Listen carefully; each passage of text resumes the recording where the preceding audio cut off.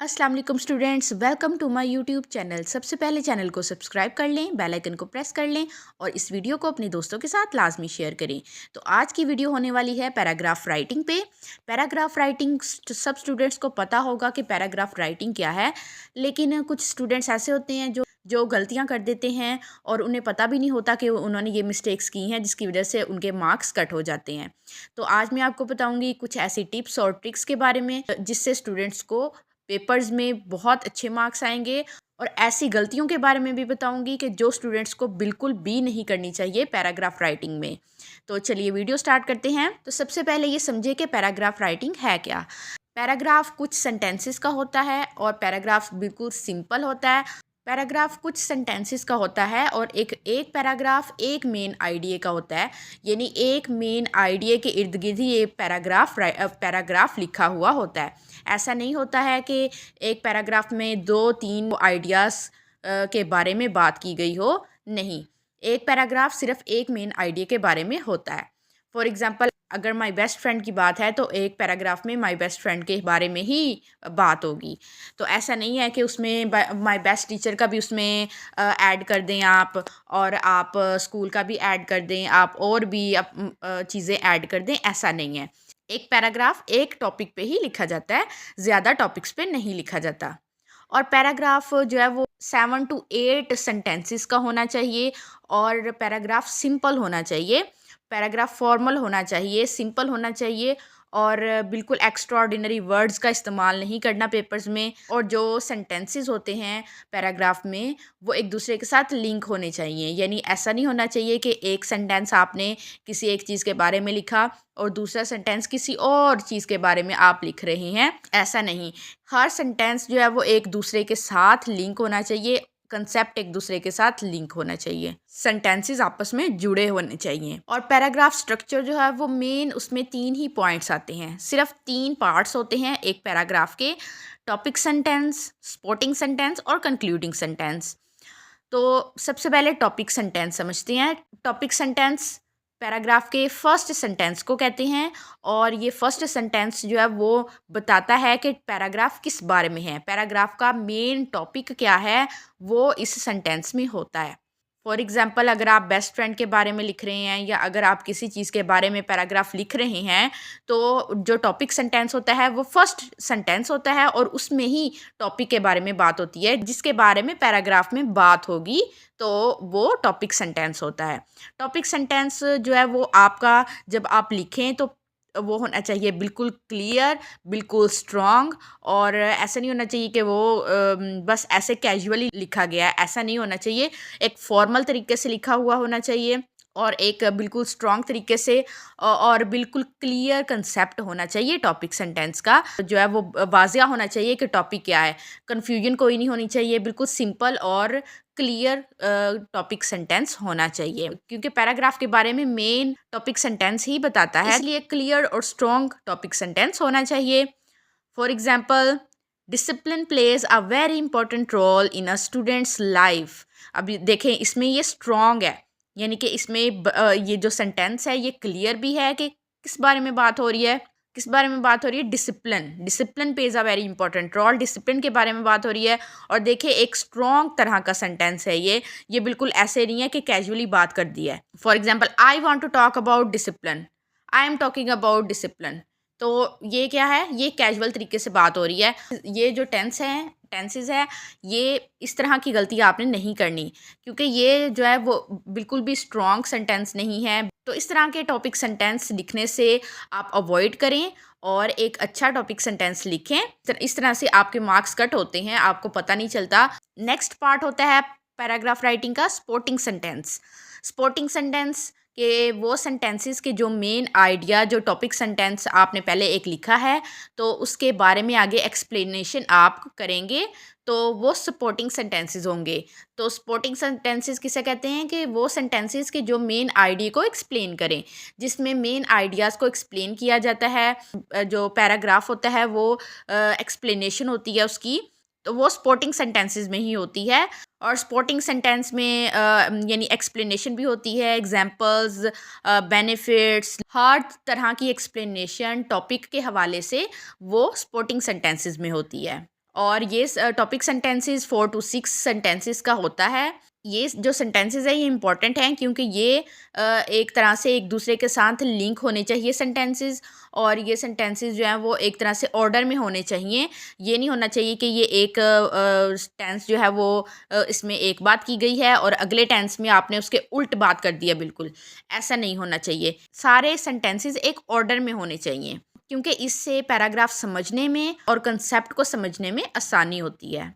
एक एग्जाम्पल देखें, a disciplined student follows rules and manages time properly and completes his homework on time and pays attention in class.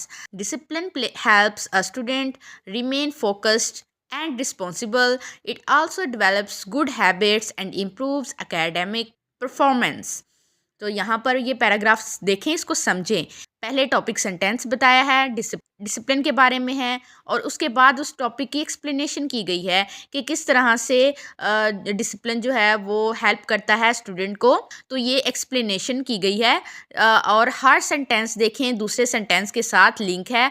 Main idea जो है वो हर sentence का main idea clear है और एक दूसरे के साथ कनेक्टेड है, कंसेप्ट कनेक्टेड हैं एक दूसरे के साथ, आपस में सेंटेंसेस आपस में जुड़े हुए हैं। आप लैंग्वेज देखें, लैंग्वेज बिल्कुल सिंपल है, सिंपल लैंग्वेज यूज़ की है और इसमें कोई एक्स्ट्रा वर्ड्स यूज़ नहीं किए, सिंपल लैंग्वेज है और मेन आइडिया है, इसमें ज़्यादा एक्सप्लेनेशन भी नहीं की हुई। तो ज़्यादा एक्सप्लेनेशन से भी आपने परहेज़ करना है, ज़्यादा लाइंस नहीं लिखनी, ज़्यादा वर्ड्स नहीं ऐड करने। सिंपल आपने लैंग्वेज, सिंपल आपने वर्ड्स इस्तेमाल करने हैं और छोटे छोटे टेंसेस आपने यूज़ करने हैं। ज़्यादा सेंटेंसेस भी, लंबे सेंटेंसेस भी अवॉइड करने हैं आपने। नेक्स्ट जो पार्ट है पैराग्राफ राइटिंग का वो है इंक्लूडिंग सेंटेंस के, जिसमें पैराग्राफ को पूरा समराइज़ किया जाता है, यानी कि पूरा जो आप कंक्लूजन है पूरा वो आप इस सेंटेंस में आप वो लिखेंगे और ये पैराग्राफ का आखिरी सेंटेंस होता है और इसमें आप पूरे पैराग्राफ का रिजल्ट आप लिखते हैं या जो कंक्लूजन आता है पूरे पैराग्राफ का कंक्लूजन होता है वो आप इसमें ऐड करते हैं। लेकिन आप इसमें और कोई भी न्यू चीज़ें ऐड नहीं करते, सारा कुछ आप लिखते हैं सपोर्टिंग सेंटेंसेस में। हर चीज़ आप सपोर्टिंग सेंटेंसेस में लिखते हैं, हर तरह की एक्सप्लेनेशन, एग्जांपल्स, सब कुछ आप सपोर्टिंग सेंटेंस में लिखते हैं। तो कंक्लूडिंग सेंटेंस में सिर्फ आप कंक्लूजन लिखते हैं, आप पूरे पैराग्राफ को एक लाइन में समराइज़ कर देते हैं। फॉर एग्जाम्पल, अब ये ऊपर पैराग्राफ दिया तो इसका हम कैसे कंक्लूडिंग सेंटेंस क्या होगा इसका, Therefore, discipline is the key to success in a student's life. कुछ भी नहीं हुआ, जस्ट समराइज किया, एक सेंटेंस में कंक्लूड किया, दैट्स इट, पैराग्राफ ख़त्म। तो ये मेन चीज़ें हैं पैराग्राफ राइटिंग की। तो समझने वाली बात ये है कि कौन कौन से स्टूडेंट्स गलतियां करते हैं। सबसे पहले कि इनफॉर्मल लैंग्वेज का इस्तेमाल करते हैं, फॉर्मल लैंग्वेज यूज़ करनी चाहिए। एक डिसिप्लिन तरीके से आपने पैराग्राफ को लिखना है और ज़्यादा लॉन्ग सेंटेंसेस बिल्कुल नहीं लिखने, शॉर्ट सेंटेंसेस लिखने हैं, सिंपल सेंटेंसेस लिखने हैं। और स्टूडेंट्स क्या करते हैं कि एक सेंटेंस को बार बार रिपीट करते हैं, एक बात को बार बार रिपीट करते हैं, बार बार लिखते हैं, तो इस तरह से भी आपके मार्क्स कट होते हैं। एक बात बस लिख दी है वो काफ़ी है, एक वर्ड का बार बार इस्तेमाल या एक सेंटेंस का बार बार इस्तेमाल नहीं करना आपने। और ये भी है कि स्टूडेंट्स जो है वो कंक्लूडिंग सेंटेंस नहीं लिखते, जस्ट टॉपिक सेंटेंस लिखते हैं और उसके बाद सपोर्टिंग सेंटेंस लिखते हैं, दैट्स इट। कंक्लूडिंग सेंटेंस भी इम्पॉर्टेंट है और इसके मार्क्स भी ऐड होते हैं। आपके टॉपिक सेंटेंस के मार्क्स अलग होते हैं, आपके सपोर्टिंग सेंटेंसेस के आपके मार्क्स अलग होते हैं और आपके कंक्लूडिंग सेंटेंस के भी मार्क्स अलग होते हैं। तो आपने कंक्लूडिंग सेंटेंस स्टूडेंट्स ज़्यादातर नहीं लिखते, तो कंक्लूडिंग सेंटेंस बहुत ज़रूरी है, लाजमी लिखें और इजी है। आपने सिर्फ समराइज़ करना है, आपने सिर्फ एक लाइन में पैराग्राफ को एंड करना होता है और कुछ नहीं। और स्टूडेंट्स ये गलती करते हैं कि स्पेलिंग मिस्टेक करते हैं, ग्रामर मिस्टेक्स करते हैं, ये गलतियाँ बिल्कुल भी ना करें स्टूडेंट्स। बहुत ज़्यादा आपके मार्क्स कट होते हैं इससे। स्पेलिंग मिस्टेक सबसे बड़ी वजह है, स्पेलिंग मिस्टेक बिल्कुल भी ना करें, अपने स्पेलिंग्स को पर फोकस करें और ग्रामर मिस्टेक भी आप कोशिश करें कि ना करें ग्रामर मिस्टेक्स, और इससे आपके ज़्यादा मार्क्स कटते हैं। और आपकी हैंड राइटिंग साफ़ होनी चाहिए। लिखेंगे साफ़ सुथरी हैंड राइटिंग में आप लिखेंगे तो आपके मार्क्स मिलने के चांसेस ज़्यादा होते हैं। ये आप सब स्टूडेंट्स को पता है कि हैंड राइटिंग का कितना ज़्यादा इंप्रेशन अच्छा पड़ता है चेकर पे।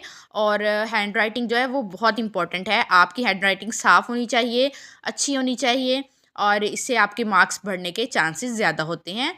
और पैराग्राफ में हेडिंग हेडिंग वगैरह नहीं देनी चाहिए बिल्कुल भी, क्योंकि पैराग्राफ आप लिख रहे हैं ना तो उसमें हेडिंग नहीं होती। पैराग्राफ में ना स्पेस होती है सेंटेंसेस में। पैराग्राफ में लाइन छोड़कर भी नहीं लिखना कि एक सेंटेंस आपने लिखा है उसके बाद लाइन छोड़, क्यों ऐसा नहीं करना। काफ़ी स्टूडेंट जो है वो टॉपिक सेंटेंस को हाईलाइट कर देते हैं कि ये टॉपिक है तो उसको हाईलाइट कर दिया, ऐसा नहीं करना। अगर तो पैराग्राफ में कहा गया है तो फिर आप हेडिंग दें, अदरवाइज़ नहीं।